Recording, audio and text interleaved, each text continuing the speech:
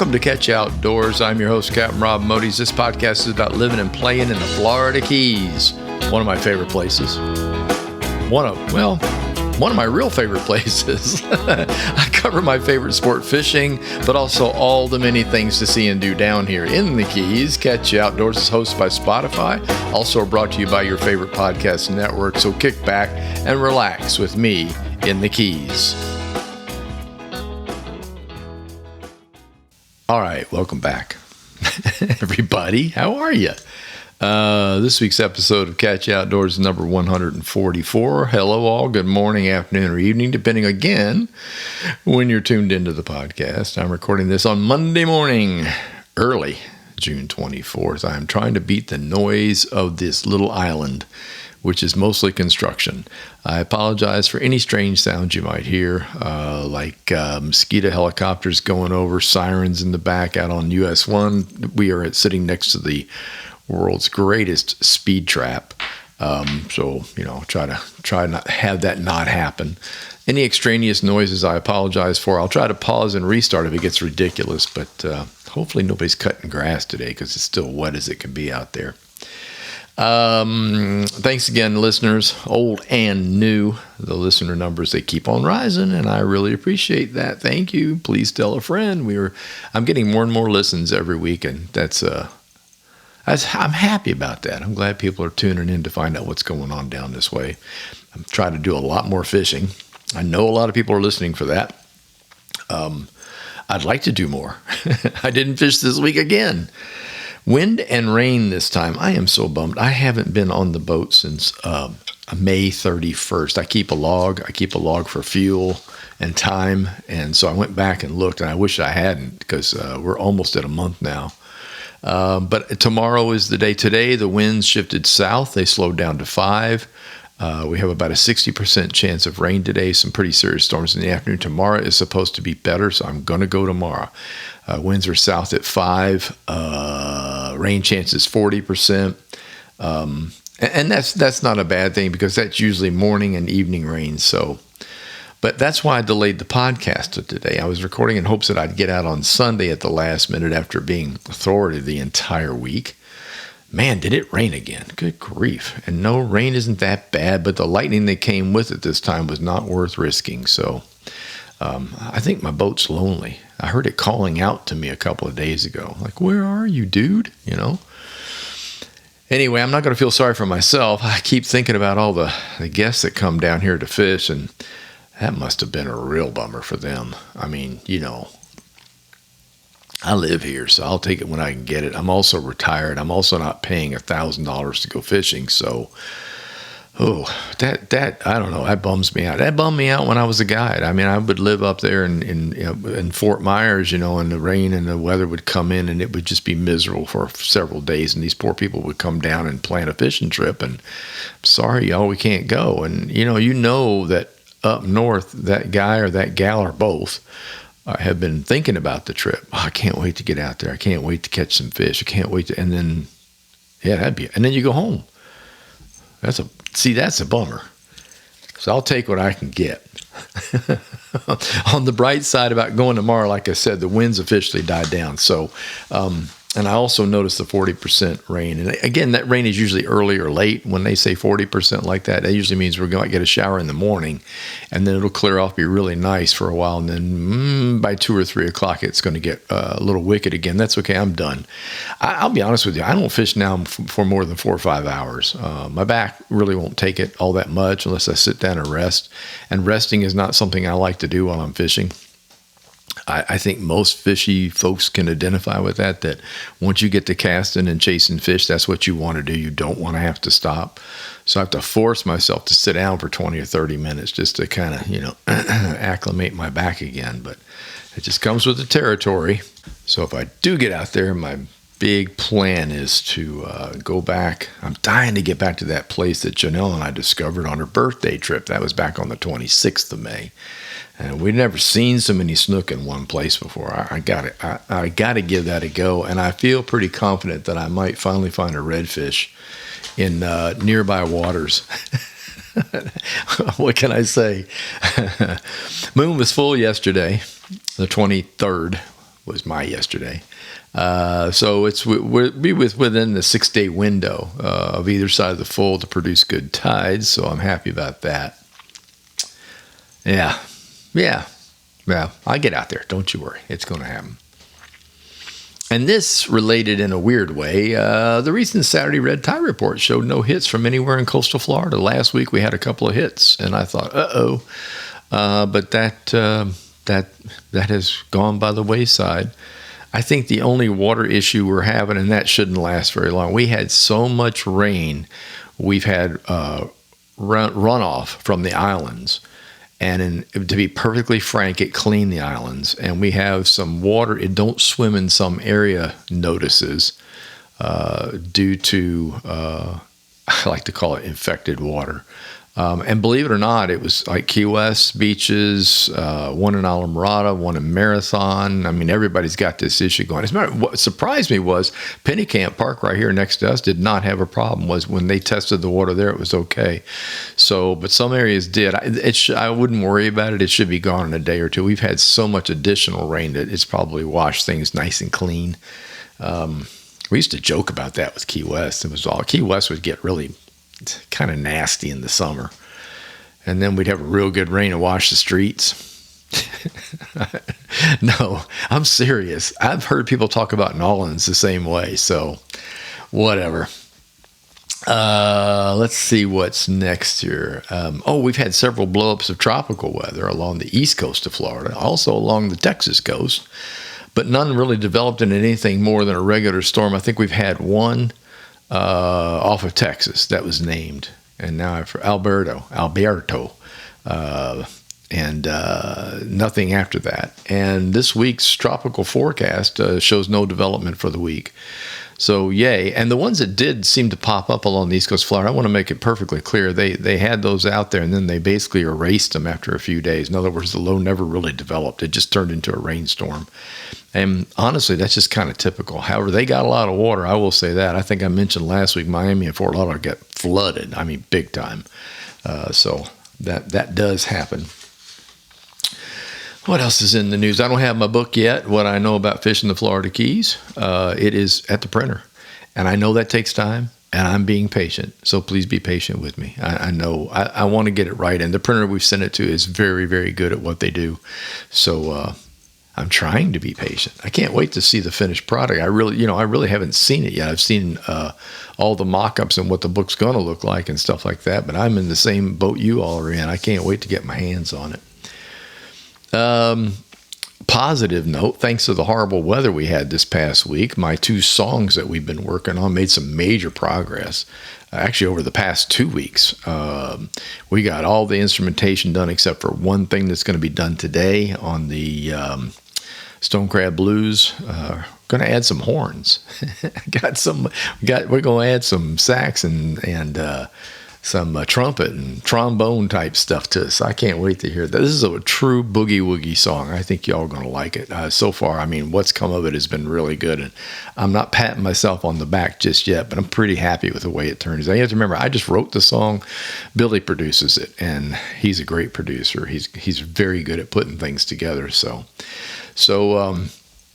hopefully by the end of June, which we're really close to now. What's today? 24th today. Yeah, we're getting really close. So hopefully we'll have both songs out at the same time because they both kind of just happen together, Setting Sun and Stone Crab Blues. So hang in there for that one. All right, let's talk some fishing. This might be a short one today, y'all, since I didn't go fishing, but I'll try to talk up some stuff for you. Keep you busy in your walks or your drive to work or whatever it is you do when you're listening. Yeah, let's talk fishing, one of my favorite subjects. Boats, we'll talk about that. Yes, we will. And we're going to talk a little bit about just the overall what's happening out there for as little fishing as being done. I went down to Islamorada, and I talked to a captain down there, Wayne, and we just kind of, shooting the stuff because the weather's been bad. It was really slow at the marina. I couldn't believe it. But anyway, we had a conversation about what was going on down off of the Islamorada area and what was happening. And so, I mean, all in all, it was kind of like this. The weather really sucks, so you sit around and you talk fishing. I mean, that's pretty much what you do noted a couple of things. One in particular, we got to talking about tarpon. And normally when you get to late June or even mid-June, you stop talking tarpon. I mean, they're around. And most of them are caught at the bridges at that point. The migratory fish have left. The migratory fish have gone up north or traveled up the coast, and obviously y'all are already catching fish that are listening to this, that are my old Fort Myers people up there. You all been catching fish up there, but they didn't leave the Keys. So the schools you've got are part of it, but they stayed, and nobody really knows why. The more we look at it, the stranger it is. It's like I said, normally by this time they're thinned out is what happens now. You'll still catch them. It's just not going to be as easy as it was.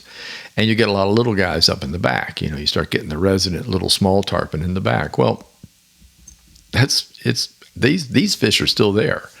And I think that's what amazed him and me, is that the schools are still very large, and we don't know why. Because the worm hatch is way over. There's bait around. There's shrimp around, and they just decided that they were going to stay put for a little while. So as of last week, there were giant schools of tarpon out in the ocean off the patch reefs, and quite a few up in the back country, just basically in a line going up from Isla Morada to Cape Sable, and also out in the Gulf from Marathon up to Cape Sable. So, and the talk has been that it's been amazing that it's happening this late. Now, lousy weather. Water temperatures are great thanks to the rain. We have not had the broiling hot water we had last summer yet, and the rain has really helped cool things off quite a bit. Our temperatures here have not been bad at all. The rest of America right now is toasting, and we're not. So that could be part of it. I don't know, but tarpon are tarpon. Those suckers are prehistoric. That's why they're being studied to figure out what in the hell's going on with them. And I think it's going to be a long time before we figure it all out. But just so you know, they're still around. And I find that pretty interesting. Now, one thing he noted about the big schools that I thought was cool, and I know this from fishing the West Coast quite a bit, they are after shrimp right now. And that happens. All fish are that way. Snook, reds, all of them are like that. What'll happen is the shrimp hatches will start to happen. We start getting a whole lot of shrimp in the water. And believe it or not, these fish will key on that. They will stop keying on artificial lures that are fishy-like. So like the gulps that I like to use, and other fish-like baits, the DOAs, things like that, they stop working. And what does work is shrimp, soft plastic shrimp, as well as obviously live shrimp. And it becomes a real key for all the fish. I don't care if it's on the reef, if it's in the back, and especially up on the west coast of Florida and the upper east coast of Florida, the same thing happens there. When you start to have a shrimp hatch, the fish focus on the shrimp. I was talking to Sean McMullen, went fishing with him, and I noted that they had a little feature article about him in one of my fishing magazines, and I sent him a text, and I said, what's up? He says, man, we're fishing with shrimp. I said, really? He goes, yeah. He said, and I thought, aha. That was my aha moment. And he told me, he says he carries all kinds of soft plastic shrimp on the boat, as well as all kinds of soft plastics. And I fished with him last year, and I noted that he really did have a pretty good arsenal of stuff. I mean, he fished live bait. He fished live shrimp and live white bait and stuff like that too. But there comes a time when that hatch happens when that's just not going to work. Even white bait will be shunned. There's nothing more annoying than to have a white bait on and watch a snook come out and look at it and then turn away and go back into the bushes, or a tarpon do the same thing to you. And what that was is they were looking for the hatch. They're looking for what's really happening in the water right now, and that's the shrimp. So the advice taken by everyone, and I'll give it to you too, is have both on board, because in the summertime when the shrimp hatch starts to happen, and it happens on like one after the other, those fish are going to key on that. It's also when you're going to wind up catching a whole lot more snapper in the back, especially the mangrove snapper. They get really large around here in the Keys. They're not, West Coast fishing for snapper, I'd get thrilled to see a 10 or 11 inch fish. A 12 would be really good inshore. Down here, I think the biggest I've caught is 21 inches inshore. I mean, we get some enormous mangrove snapper here. And recently I've been getting 13s and 14s on a regular basis out of the bushes. Shrimp, baby. Get you some shrimp. Get frozen shrimp. You throw frozen shrimp in there right now, oh, Lord, they'll go for it like nobody's business. Artificial shrimp. Try DOA. They work great. They're pre-rigged, got a hook and a weight in them. I'm not wild about the half, but the 1/4 ounce I love. There's a certain way to fish them too that make it work. Here's the key to any artificial shrimp you select. I don't care who makes it.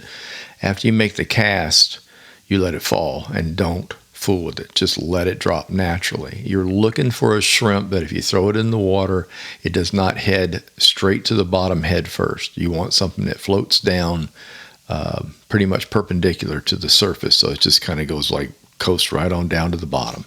Once on the bottom, let it sit, and let it sit, and then creep it 1 or 2 times.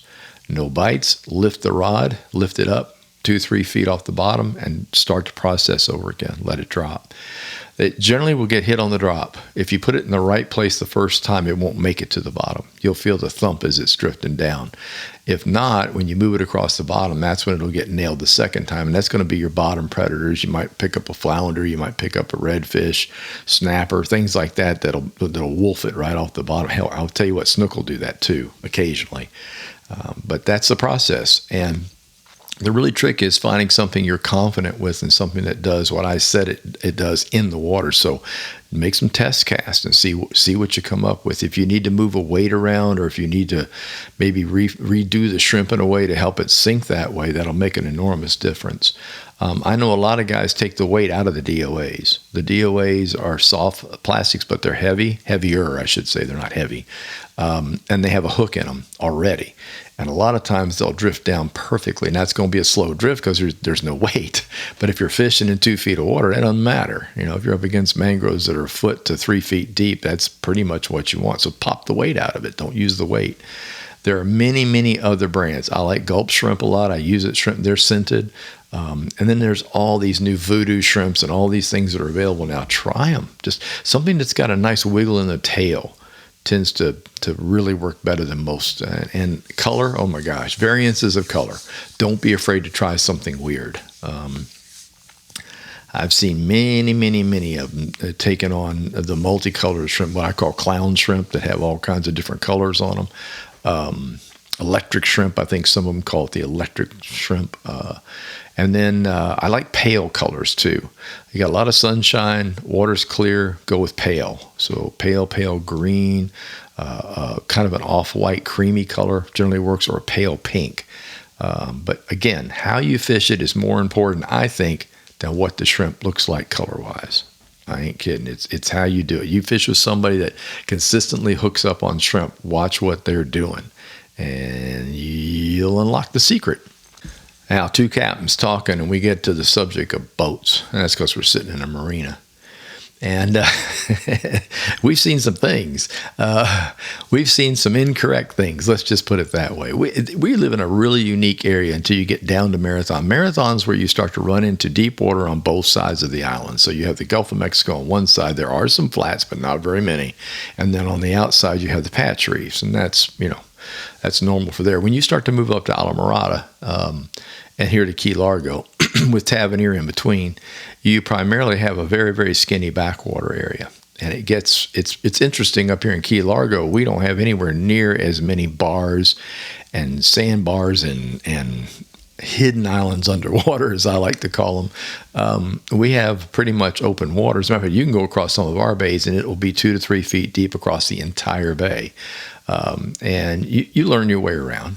There'll be some spots you have to watch out for, but in most cases, it's pretty much free and clear.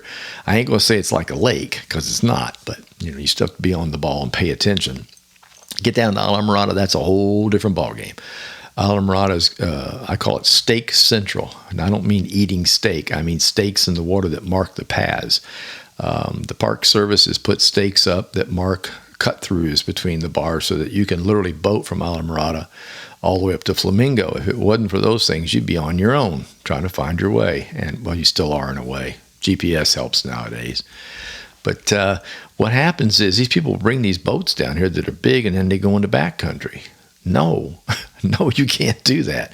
You can't bring down a great big old center console with twins on the back and think you're going to fish the flamingo. It's not going to work unless you want to go all the way around and come in from the, I guess you'd be coming in from the west into the channel going into flamingo. But even then, you can't fish the flats. The boat draws too much water.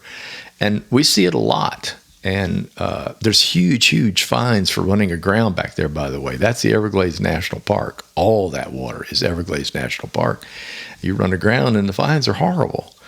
Which reminds me, you have to have a certificate, a test that you've taken to even boat back there. So be aware of that. Not only do you need your entrance park pass, yep, you got to buy a park pass, just like going through the gate on the road, but you also have to have a test that you've taken, and that's got to be in your possession to prove that you took it if you get stopped.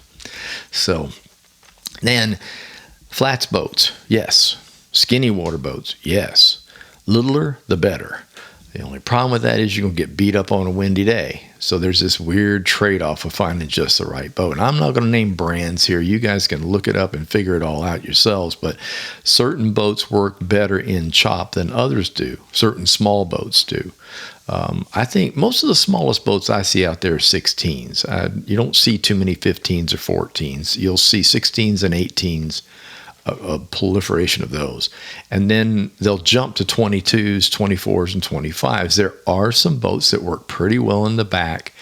You're not going to float over a skinny water flat in them, but work pretty well in the back. Pathfinder's got a boat. Well, Pathfinder's got 22, 24, 25. They may have a bigger one now. Those are very popular guide boats. Again, that's more for getting people to the fish through channels and through cuts and along mangrove cuts, and not necessarily floating a flat.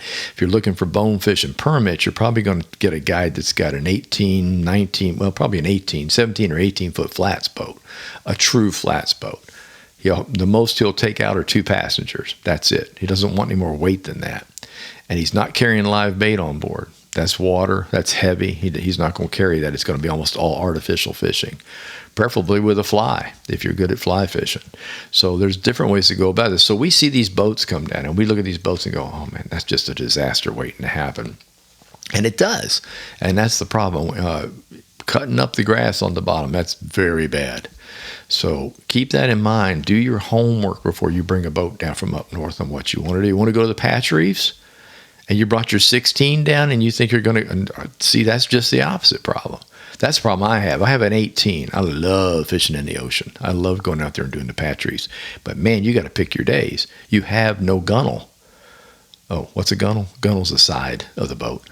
The gunnels are low in a flats boat. I mean, literally, you can sit down and stick your hand in the water, just reach over the side to rinse your hands.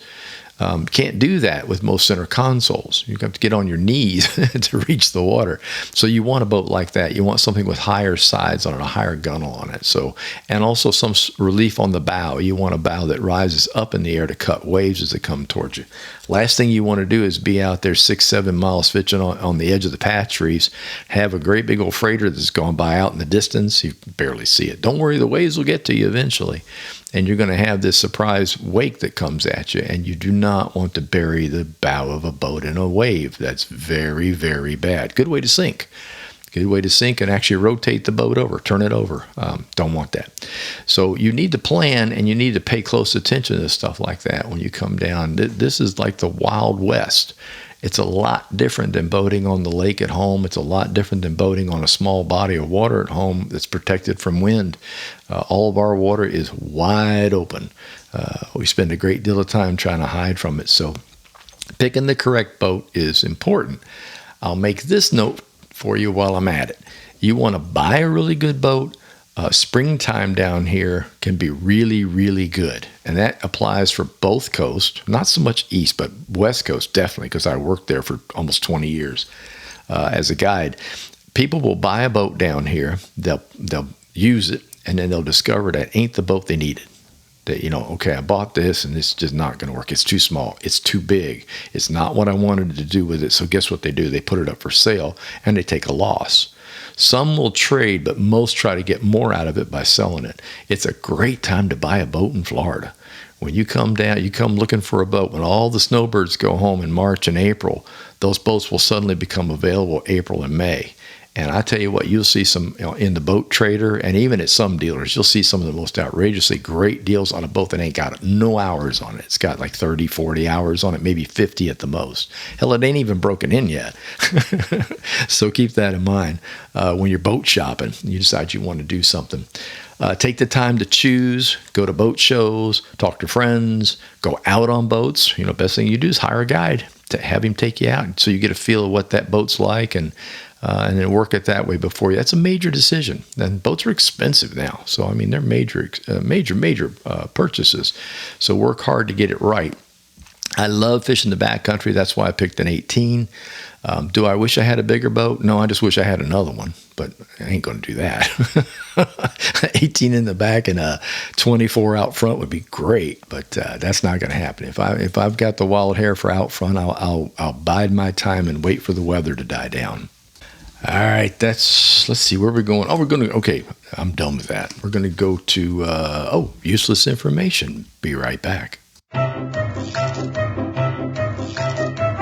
And now, from the original book of useless information. You are a reject! You are useless! You can get a job down here cleaning toilets! Here's your host, Captain Rob Modies. Well, he swears up and down he's useless, but he might be all right eventually, but completely useless.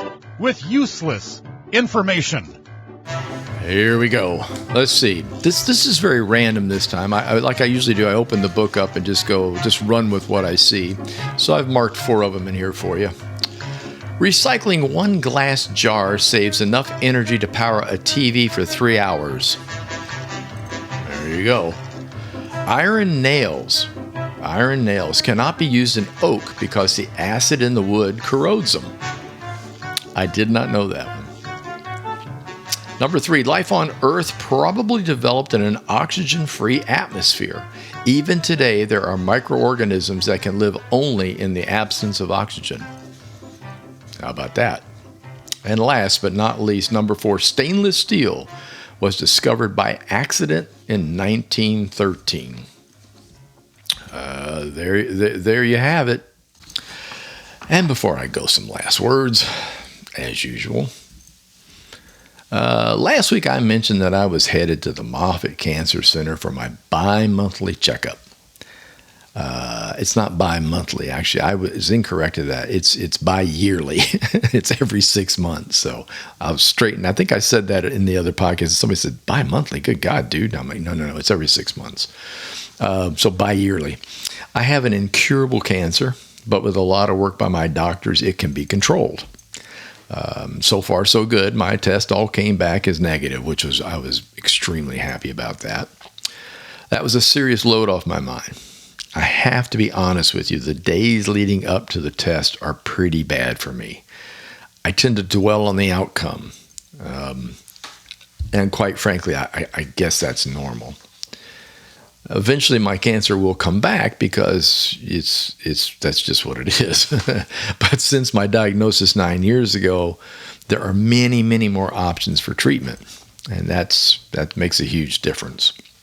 So I stay quite positive. And live life to the fullest while you can. I have learned that there really is nothing better than good health, and I know other people that have diseases like this cancer in particular understand this more than anybody else. There is nothing better than good health. So if you have it, do it. Take care of you. It's really important. If there's something you have planned to do that you keep putting off, there's that trip you want to do. Is there something, there's something in your life that you want to do or something that you want to accomplish. In my case, it's been book writing, songwriting, and anything else I can think of. It just opens up. There's just a door that opens up in your head, and it says, you had better get this stuff done, and you better do it now. You've put it off long enough. You got a bucket list, and you've got your health. Do it. Quit procrastinating. You guys have a wonderful week, and I'll talk to you next week. Thank you for tuning in. If you enjoyed listening, please tell a friend, leave a review, and don't forget to subscribe to the channel. The Facebook page is Catch You Outdoors. The website is catchyoutdoors.com, where you can find all the previous podcasts and a schedule of what's to come. Until next time, get outdoors and enjoy.